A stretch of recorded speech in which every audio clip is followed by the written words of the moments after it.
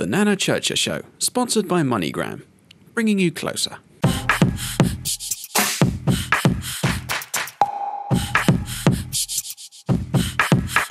Welcome to the show. Today, I'm super excited. Why? Because most of us are very happy when we get home, zoom to the kitchen, and there is food. Lovely food. There is a saying that you are what you eat. And so today I'll be finding out what you have in your kitchen and what you eat. Whether you're from Malawi, Ghana, whatever part of the world you're from. There is a specialty, there is a food that you love. And we want to find out whether it's good for you or not. Joining me is Mrs. Rubiteria, who is a specialist in food, or should I say a chef. She's going to take us through a lot today. Welcome to the show. Thank you for inviting me. It's a pleasure to be here tonight. You're looking so glammed up. We're in the kitchen. Oh, thank you. Well, you can be glammed up in the kitchen as well. Of course. Yeah. So before we go, we start our cooking. I can see some ingredients here, but I want you to tell our viewers who you are and what you do. Right. My name, as she said already, is Rubiteria. I've been in the hospitality and catering business for 25 years or more. Wow. Yes. And I've worked in different areas of catering. But at present, I'm working with education catering, where we're feeding children in schools and looking after their nutrition and ensuring that children have a balanced diet. Our future generation have a balanced diet, and so that they can start their day well, they can enjoy their day at school and get some brain food and get them active, and so that they can be what we aspire them to be in future, and also be healthy as they learn in school. Yeah. You know, some people say they don't like taking or having breakfast. Is breakfast very important for kids and adults? Yes, I think breakfast is one of the most important meals of the day, and especially for children, because if a child is hungry, they will not be able to function properly. And so if you give a child a good balanced breakfast, I mean, it doesn't have to be anything elaborate. A bowl of cereal, a slice of toast, and if you do have the time, boiled egg, some fruits, it's very important. You know, I'm smiling because where I come from, breakfast wouldn't be, you know, some breakfast is, you know, a bowl of cereal. We have our wache or our yokogari and fried plantain, or even kenke in the morning. Is it good or bad? For children, I would say that that would be quite heavy on their stomachs. And one thing that I've come to understand is, coming from the Ghanaian background, I would say that some of the habits we've picked up when being children in Ghana, and the kind of foods that we eat, informs the way we live our lives, and whether we eat healthy or we're mindful of the food that we eat or not.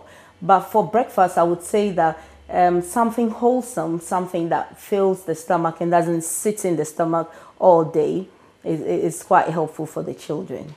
I know for your the job that you do, you go to schools and then, you know, advise them what they have to give them for breakfast, lunch, and or dinner.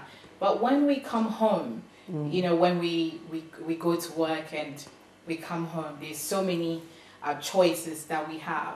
Could you take us through some of the simplest one that we can have and not sit on our stomachs, as you say, so that... Well, it depends on the time of day that you're at home.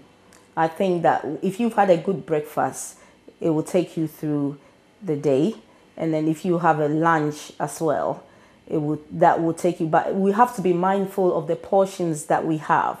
It's the portions that we have that's the problem, because sometimes we are in a habit of piling the food on. But I believe that when you have the food in little bits, that way you are able to digest it properly. So when you say little bits, I know we're going to be doing the cooking.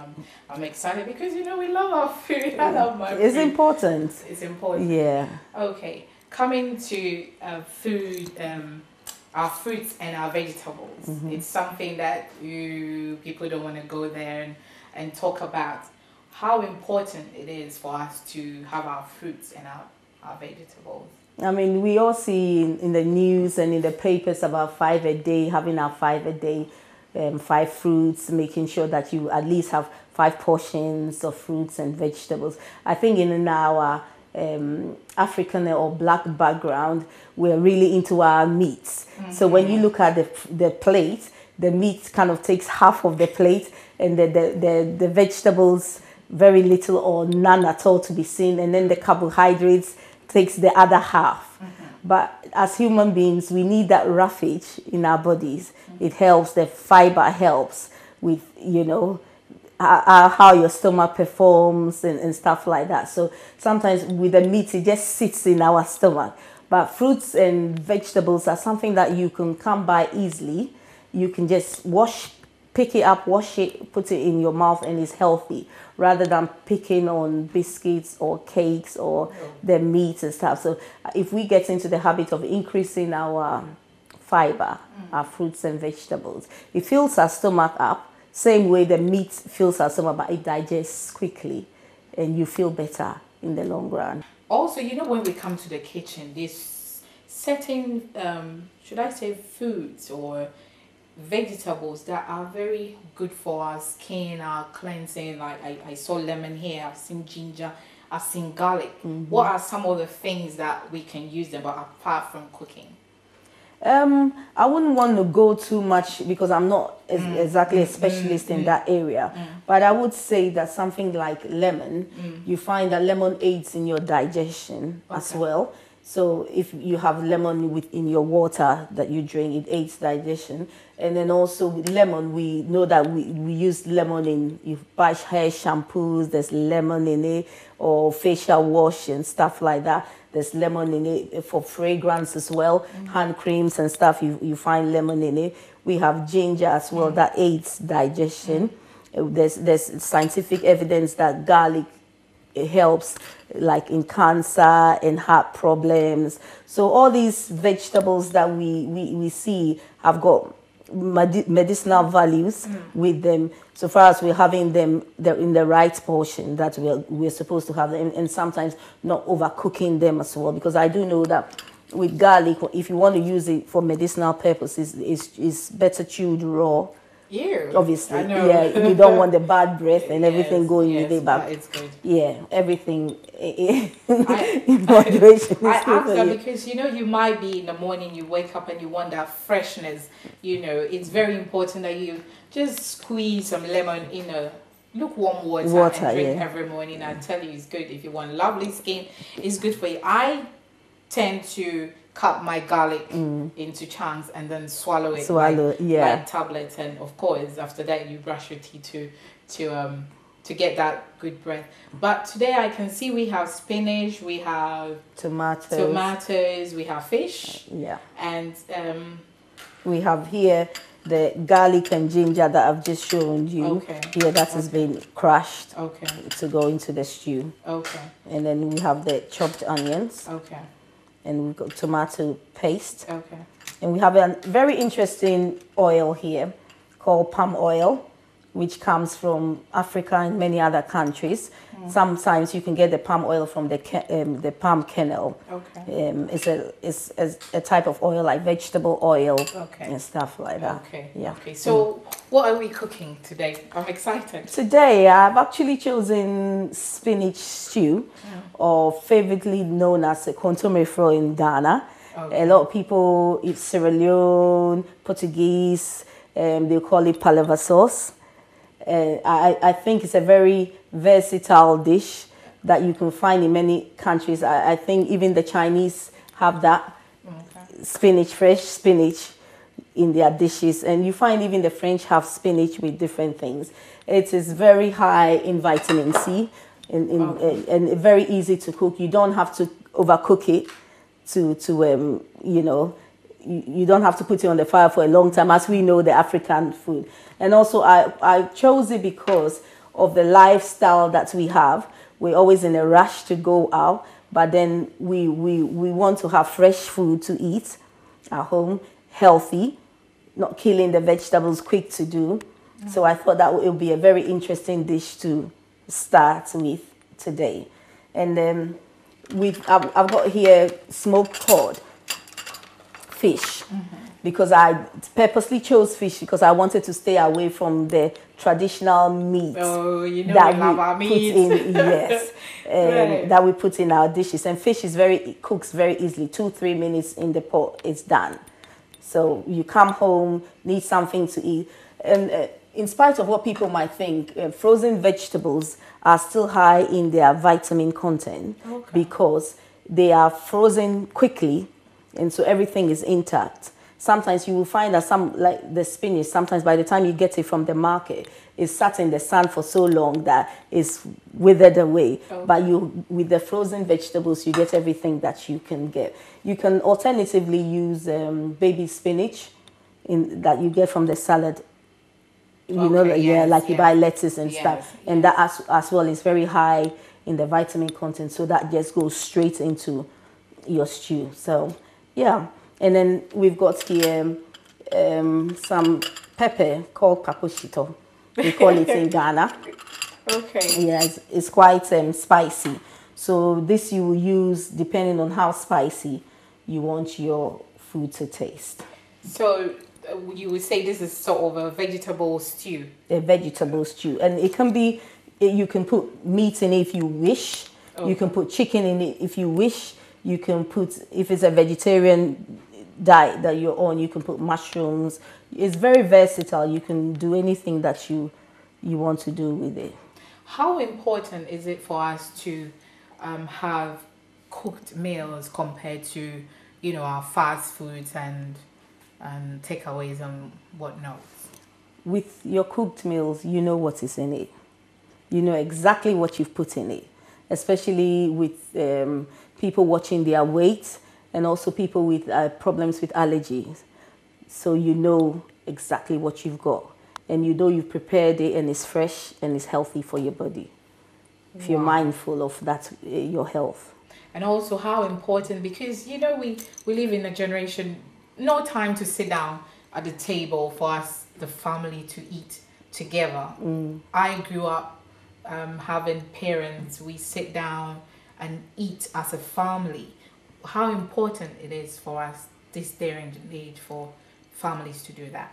Well, there's a saying that goes, a family that prays together stays together, and I can put it in this same context that a family that eats together stays together, because eating is like breaking bread, fellowshipping with one another. It's a time where everybody just lets their guard down, and then you kind of gel together. You find this is something that has been done for many years in the past. Even if you refer to the Bible, Jesus broke bread with his disciples. It's something that joins people together. You share ideas and thoughts together. And I mean, if you look at Christmas, it's a time that we come together to eat.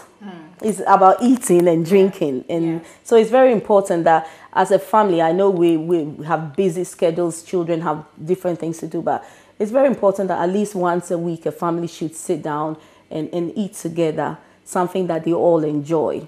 And I think that it gives that family bond. It gives the family bond. Yeah. So when was the last time you sat down with your family? This is a question for you.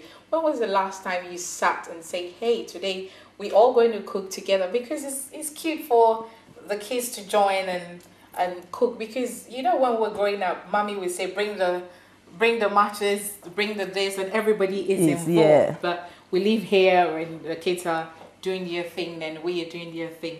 So before we go on break, are we going to start and then when we come back we finish, or? Yeah, we can start. Okay. We can start. So I've just got my pot here. Nice one. Yeah. It's very important to have a good pot with a good base. Okay. Yeah, because you don't want to burn stuff. Yeah, if you want your stuff to cook properly. Okay. Yeah. Okay. So I have here some palm oil, which is optional, because a lot of people are on diet. Some people don't want to touch the oil at all because we know it's fatty acids, cholesterol, heavy in cholesterol and stuff. So it's optional. You can choose not to use it at all depending on what taste you want, or you can choose to use very little. Okay, but if you don't want to use palm oil, is there any alternative? There's I would recommend olive oil. Olive oil is very healthy, but everything in moderation, really, I would say. So I've chosen palm oil today because of the authentic taste it gives to the dish. And so in as much as we want to kind of do things fast and change, adapt due to our lifestyles, we want to keep a form of some sort of authenticity in it. Yeah. So I would want to I've measured this. It's 2 tablespoons, so I'll pour it straight in. And so we would wait for it to heat up. Okay, so whilst we started cooking, we're going to go for a break, and you don't want to miss because we'll be tasting it as well, and we're going to go through. So if you want to try, palava sauce with yam, you have to stay to the end. Stay tuned. We'll be right back. Welcome back. We're talking about food today. There is a saying, as I said earlier on, you are what you eat. And today we're learning how to cook healthy and eat healthy. We have with us Auntie Ruby, I call her, who is teaching us how to make spinach stew or palava sauce with yam. So Auntie Ruby, over to you. Okay. So our palm oil is heated up here. Yeah. And then I'm adding our chopped onions to it. I'm sure you'll be given the recipe. Yes. Yeah, and then if you want to know, you have to visit our site. Yeah. thenanachecheshow.com. The recipe will be there for you to, check so it out. the onions sizzle away nicely. Yeah. Cooking away nicely, releasing all the flavors, as you can see. Why are you laughing? No, Okay. I'm excited. Okay. So we're releasing all the flavors in the onions, cooking away, sizzling away nicely here. To the onions, we want to add our ginger and garlic here that has been grinded up to a paste. So it's a teaspoon of ginger and a teaspoon of garlic paste together. It gives it flavor. It gives it flavor. And all these are nutrients, so they are all going into one pot here. Okay. And then our lovely paposhito pepper here. Do you choose to use that one, or there's the pepper one as well? Yeah, you can use chili powder if you like, or bonnet pepper, or fresh ginger pepper. I'm only using this because it's a few of the authentic ingredients. We don't want to take everything away and lose everything that we know. Right. We still want to keep that flavor and that taste that we're used to as children, and at least hand down something to our children as well. So, I'm adding the pepper to it. It's sizzling away nicely. Whilst this is sizzling away, I'm going to add 2 teaspoons of tomato puree. Right. Tomato puree has like a condensed tomato taste, but it has a sweet taste to it. Yes, so it gives that savory flavor as well to your dish. All right. So, in the schools, do you have to cook, or you just show the chefs over there? At the moment, I train and assess cooks. People who, I'm quite interested in people who are of the background that they haven't probably been able to pursue a career because they've had children and they found themselves doing school dinners and stuff, and then maybe later when their children are grown up, because they've served food for quite a while, they're interested in learning. So it gives me a great challenge to be able to meet the needs of these people, to give them something that they can hold their heads up and say that I am a cook. I worked up from washing dishes or serving children to being able to understand what cooking and providing food is all about. So that's what I do, as well as food hygiene, health and safety. And then I work with nutritionists in Whittington Hospital too. Yeah. So what have you just put in? I have just added tomato plum to it. Okay. So to the tomato puree, you can have a look and see how nice that looks. That delicious look. So it doesn't take that long to do all this, does it? It doesn't. Yeah. It doesn't. So I'm going to add the spinach to it now. The frozen spinach. This is frozen. So did you steam it, or you just left it for it to thaw? Yeah, I've left it for it to thaw room temperature, or you can take it out and put it in your fridge before you leave for work. Okay. So that by the time you come back, it's all defrosted. Okay. But you can defrost it as well in the microwave if you forget to. And it still keeps its nutrients. It still keeps its nutrients. It's just if you put it defrost in the microwave, then you're okay with that. Oh, brilliant. Okay, so it looks yummy already. We can see that I can't wait. it hasn't taken us long to provide a meal. Yeah. And I would say I recommend that if you're in a hurry, you're going to serve it, whatever you're going to serve it with. If you're serving it with yam, it can be served with yam. It can be served with rice. It can be served with potatoes. You can choose to serve it with pasta. Okay. Yeah, but traditionally we serve it with yam or boiled plantain. Okay. So what are you adding now? I'm adding vegetable stock to it instead of adding salt.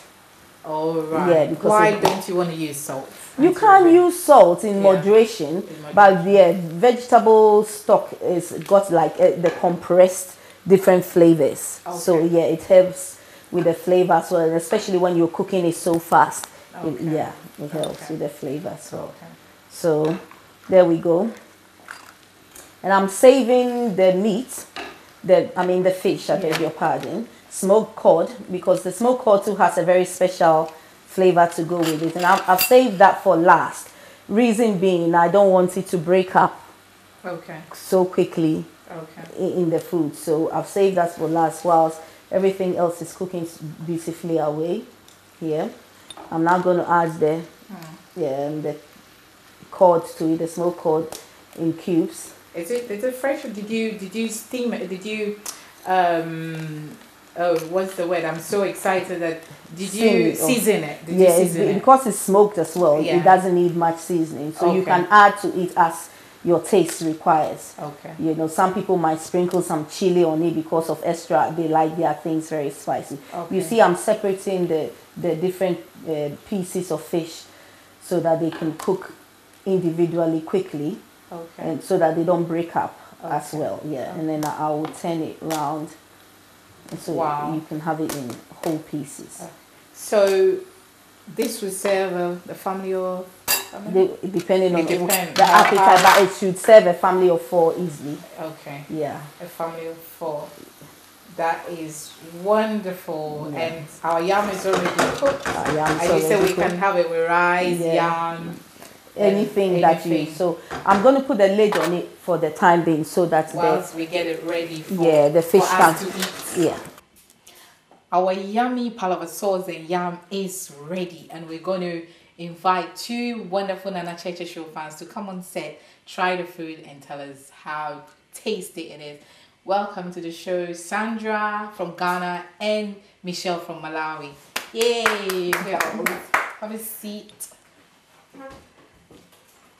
and enjoy. Aren't you lucky, ladies? Enjoy. So, Aunt Ruby, thank you so much for coming on set and sharing with us, this wonderful, simple, yummy food that one can prepare, which is very important for us to eat healthy. It's very important for us to sit together as a family and eat so that we continue to bond. Very important to eat because you are what you eat. Ladies, how is it? It's amazing. It's amazing. Really good. I can't wait for us to wrap up, go to the kitchen and finish mine. This brings us to the end of this season. We hope you stay tuned for the next season coming up soon. If you want more information, go on the nanachecheshow.com. Follow us on Twitter at Nana Checha, on Facebook, the Nana Checha Show, or on YouTube for all the series that you have missed. Thank you so much for your support. Make sure you tune in the new season. Thank you.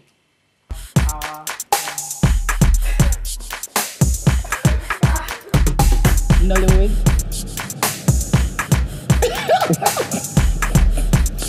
Oh my God.